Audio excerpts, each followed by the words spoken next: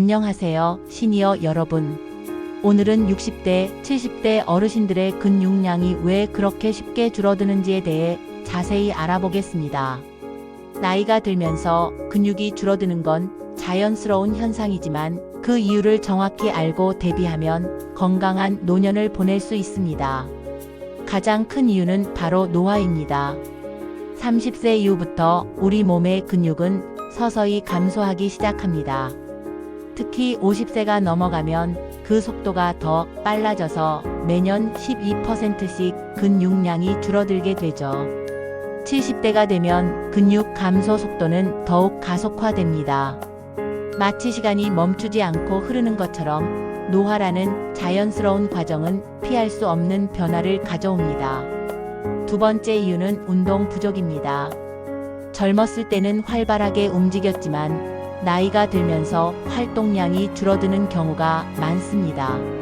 몸을 움직이지 않으면 근육은 자연스럽게 퇴화하게 됩니다. 오랫동안 사용하지 않는 기계가 녹슬듯이 우리 몸도 마찬가지입니다.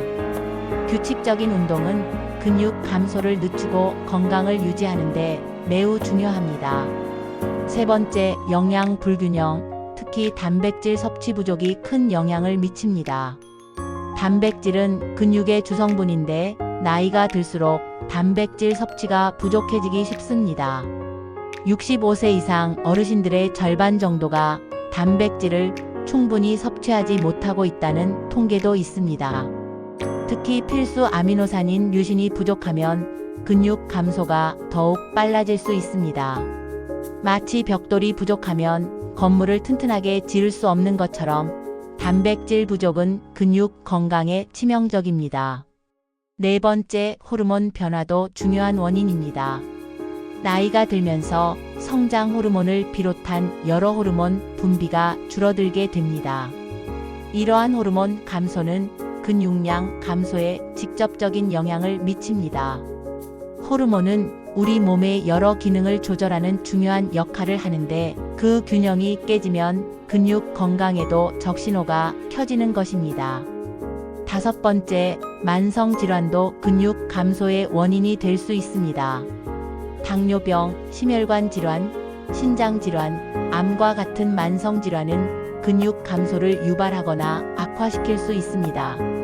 예를 들어 당뇨병은 혈당 조절을 어렵게 만들어 근육 손실을 초래하고 관절염은 활동량 감소로 이어져 근육 감소를 촉진합니다. 여섯 번째, 약물 복용도 고려해야 할 부분입니다. 복용하는 약물이 근육 기능에 영향을 미칠 수 있습니다. 따라서 약을 복용하고 있다면 의사나 약사와 상담하여 근육에 미치는 영향을 확인하는 것이 좋습니다. 일곱 번째, 신경 마이너스 근육 요인도 있습니다. 신경계 노화와 신체 활동 감소는 근육 기능 저하를 유발합니다. 우리 몸의 근육은 신경의 지배를 받는데 신경 기능이 저하되면 근육 또한 제대로 작동하지 않게 됩니다. 마지막으로 만성 염증 또한 근육 감소의 원인이 될 수 있습니다. 우리 몸에 만성적인 염증이 있으면 근육 세포가 손상되고 이는 근육 감소로 이어질 수 있습니다. 이러한 다양한 원인으로 인해 근감소증, 즉 근육량, 근력, 근기능이 모두 감소하는 상태가 나타날 수 있습니다. 근감소증은 단순한 근육 감소를 넘어 낙상 위험 증가, 대사질환 발병, 일상생활 수행 능력 저하, 심지어 사망률 증가까지 이어질 수 있는 심각한 질병입니다. 그렇다면 우리는 어떻게 근육 감소를 예방하고 관리할 수 있을까요? 첫째, 규칙적인 운동이 필수입니다.